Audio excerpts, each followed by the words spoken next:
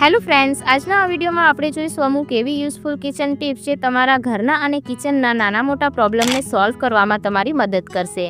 Video પસંદ આવે તો લાઇક અને શેર જરૂરથી કરજો. તો ચાલો વિડીયોની શરૂઆત કરીએ. સૌથી પહેલી ટીપ જોઈએ તો ઘણી વખત આપણા કિચનના કાઉન્ટર ટોપ પર ટોમેટો કેચઅપ કે પછી શેઝવાન સોસ વગેરે ઢળી જતું હોય છે.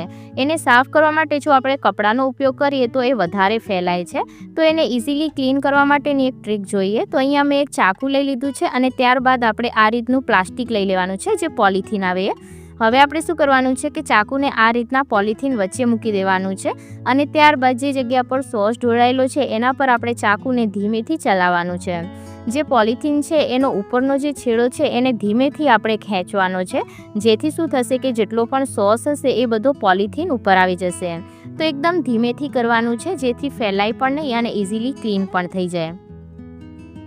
તો અહીંયા તમે જોઈ શકો છો કે જેટલો પણ સોસ હતો એ બધો ઇઝીલી આ પોલિથીન ઉપર આવી ગયો છે. તો આ ટ્રીક 100% કામ કરે છે અને ઇઝીલી આપણું કાઉન્ટર ટોપ છે એ પણ ક્લીન થઈ જાય છે.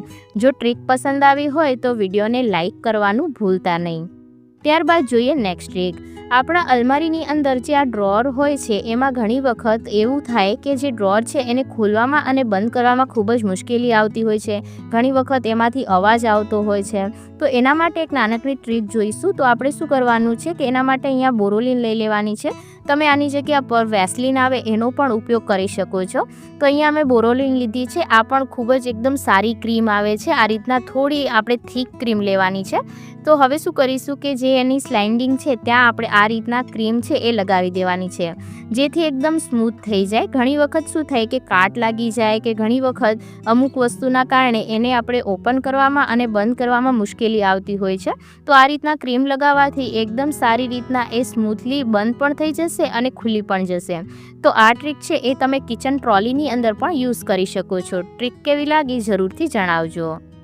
ત્યારબાદ જોઈએ નેક્સ્ટ ટ્રીક. તો આપણા પાસે અમુક ચાંદીની એવી જ્વેલરી હોય છે, જેમ કે પાયલ હોય કે પછી કોઈ બીજી જ્વેલરી હોય, અમુક ટાઈમના યુઝ પછી એ કાળી પડી જતી હોય છે. હવે વારંવાર આપણે જ્વેલર પાસે જઈ અને એને સાફ તો ના કરાવી શકીએ, તો એને ઘરે જ આપણે આસાનીથી કઈ રીતના ક્લીન કરવી એના માટેની એક ટ્રીક જોઈશું. તો આપણે શું કરવાનું છે, એક નાની કટોરી મેં અહીંયા લઈ લીધી છે. ત્યારબાદ એની અંદર અડધી ટેબલ સ્પૂન જેટલો હળદર પાવડર લઈ લઈશું. અડધી ટેબલ સ્પૂન જેટલો આપણે બેકિંગ સોડા લઈ લઈશું, જે આપણે ખાવામાં યુઝ કરતા હોઈએ. તો બંનેની માત્રા સરખી રાખવાની છે અને ત્યારબાદ આપણે એની અંદર પાણી ઉમેરી અને એની એક પેસ્ટ બનાવી લેવાની છે. તો આપણે સારી રીતના એને મિક્સ કરી લઈશું, જેથી હળદર પાવડર અને બેકિંગ સોડા એકદમ સારી રીતના મિક્સ થઈ જાય. તો અહીંયા મેં 2 ટેબલ સ્પૂન જેટલું પાણી લીધું છે. તો આ રીતની આપણે પેસ્ટ બનાવી અને તૈયાર કરવાની છે. ત્યારબાદ શું કરીશું કે કોઈ પણ ટૂથબ્રશ જે વેસ્ટ પડ્યું હોય એ લઈ લેવાનું છે. તો અહીંયા આપણે જે ઉપયોગમાં ના લેતા હોઈએ એવા ટૂથબ્રશનો ઉપયોગ કરીશું. હવે આપણે આ પેસ્ટ છે એ ચાંદીની જ્વેલરી પર આ રીતના લગાવી અને એને રબ કરવાની છે. તો 2 થી 3 મિનિટ જેવું આપણે એને રબ કરી લઈશું, જેથી ઇઝીલી એના પર જેટલી પણ કાળાશ વગેરે હોય એ બધી દૂર થઈ જાય. તો ત્યારબાદ હવે શું કરીશું કે જેટલી પણ પેસ્ટ આપણી બચી છે એ બધી જ પેસ્ટ આપણે જે ચાંદીની પાયલ છે એના ઉપર આ રીતના રેડી દેવાની છે અને આને આપણે 10 મિનિટ જેવું એમ જ રહેવા દઈશું.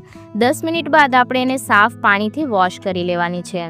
તો સાફ પાણીથી આપણે વોશ કરીશું એટલે ઇઝીલી એના પર હળદર હશે એ પણ નીકળી જશે અને કાળાશ પણ દૂર થઈ જશે. તો અહીંયા તમે ડિફરન્સ છે ક્લિયરલી નોટિસ કરી શકતા હશો. તો આ રીતે તમે ઘરે ચાંદીના જે જ્વેલરી હોય એને ચમકાવી શકો છો. ત્યારબાદ જોઈએ નેક્સ્ટ ટ્રીક. તો નેક્સ્ટ ટ્રીક પણ એની સાથે જ જોડાયેલી છે. હવે અહીંયા આપણે ચાંદીની પાયલ જ્યારે સાફ કરીએ ત્યારે હળદરનો જે ડાઘ છે આ રીતના ડાઇનિંગ ટેબલ ઉપર લાગી ગયો છે. તો આપણે કોઈ પણ બીજી જગ્યા પર હળદરનો ડાઘ લાગેલો હોય તો એને ક્લીન કરવા માટે કોઈ કેમિકલ યુઝ કરી શકીએ, પરંતુ લાકડાના ફર્નિચર પર આપણે કેમિકલ યુઝ કરીએ તો એની પોલિશ ખરાબ થઈ જાય છે. તો એને ક્લીન કરવા માટે આપણે શું કરીશું કે એના પર કોલગેટ લગાવી લેવાની છે. તો જે જગ્યા પર હળદરનો ડાઘ છે ત્યાં કોલગેટ લગાવી થોડું આપણે એના ઉપર પાણી રેડી દઈશું અને બ્રશની મદદથી એને આ રીતના રબ કરી લેવાનું છે. કોલગેટની મદદથી તમે ગમે તે જગ્યા પર હળદરનો ડાઘ લાગ્યો હોય એને દૂર કરી શકો છો. ત્યારબાદ આપણે આ રીતના લીલા કપડાની મદદથી એને સાફ કરી લઈશું, જેથી ઇઝીલી હળદરનો ડાઘ છે એ દૂર થઈ જશે. ત્યારબાદ જોઈએ નેક્સ્ટ ટ્રીક. ચોખા છે એ કોઈ પણ વસ્તુનું મોઇશ્ચર લોક કરવામાં ખૂબ જ ઉપયોગી હોય છે, તમને બધાને ખબર હશે. તો આજે આપણે એક ચોખાની ટ્રીક જોઈશું. તો એના માટે અહીંયા મેં એક બેકાર મોજું લઈ લીધું છે, જે આપણે વેસ્ટ પડ્યું હોય એનો ઉપયોગ કરીશું. ત્યારબાદ આપણે મોજાની અંદર 2 થી 3 ચમચી જેટલા ચોખા ભરી લેવાના છે. હવે આપણે આનો કઈ રીતે ઉપયોગ કરવાનો છે એ પણ હું તમને આગળ વિડીયોમાં જણાવીશ. અત્યાર સુધી જો તમને વિડીયો પસંદ આવ્યો હોય તો વિડીયોને લાઈક જરૂરથી કરી દેજો. તો હવે શું કરીશું કે મોજાને આપણે ગાંઠ લગાવી લેવાની છે, જેથી ઇઝીલી હેંગ થઈ શકે, અથવા તો તમે અહીંયા કને કોઈ રબર હોય તો એને પણ બાંધી શકો છો, જેથી આપણે મોજું છે એ બંધ થઈ જાય. તો હવે આપણે શું કરવાનું છે કે આને એવી જગ્યા પર મૂકવાનું છે કે જ્યાં આપણે કોઈ પણ જગ્યા મોઇશ્ચર આવતું હોય. જેમ કે આપણે અલમારીની અંદર કપડાં મૂકતા હોઈએ તો ઘણી વખત એની અંદર મોઇશ્ચર આવી જતું હોય છે, સીલન આવી જતી હોય છે, જેના લીધે કપડામાંથી વાસ આવતી હોય છે.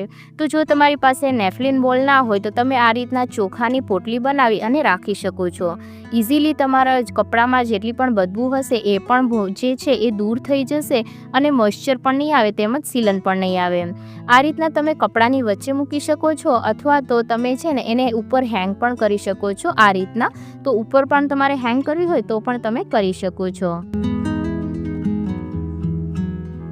ત્યારબાદ જોઈએ નેક્સ્ટ આઈડિયા.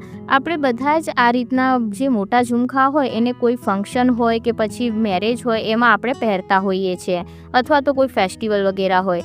તો આપણે શું થાય કે આ રીતના મોટા ઝુમખા પહેરવાના લીધે આપણા જે કાનની બૂટ હોય એ મોટી થઈ જતી હોય છે, જેના કારણે મોટા ઝુમખા પહેરીએ અને જો એના જે પેચ છે એકદમ નાના હોય તો એ આપણા બૂટની અંદર જતા રહેતા હોય છે.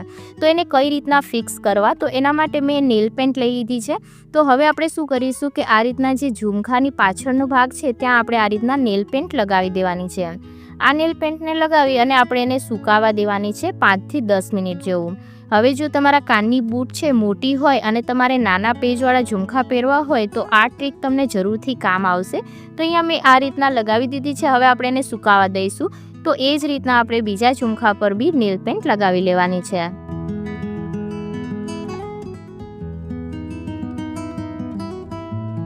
હવે આ બંને સુકાઈ જાય ત્યારે આપણે એના પર પેજ લગાવી દઈશું. હવે તમે એકદમ નાનો પેજ બી લગાવશો તો પણ તમારા કાનની અંદર નહીં જાય અને એકદમ સારી રીતના એ ફિક્સ થઈ જશે.